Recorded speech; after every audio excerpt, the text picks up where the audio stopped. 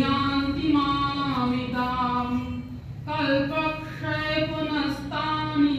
कल्पादौ विसृजाम्यहम् प्रकृतिं स्वामवष्टभ्य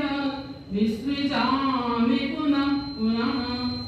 भूतग्राममिमं कृत्स्नम् अवसंप्रकृतेर्वशात्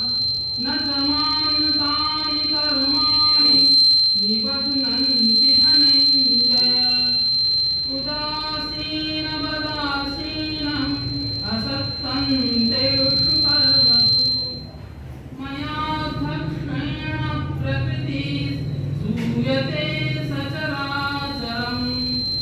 ये गुणानेन कौन्तेय जगति परिवर्तते अवजानन्ति मां मूढा मानुषं तनुमाश्रितम् परं भावमजानन्तो मम भूतमहेश्वरम् मोघासमोघकर्माणं मोघज्ञानविचेतसः राक्षसीमासुरीं चैव प्रकृतिं मोहिनीं श्रिताः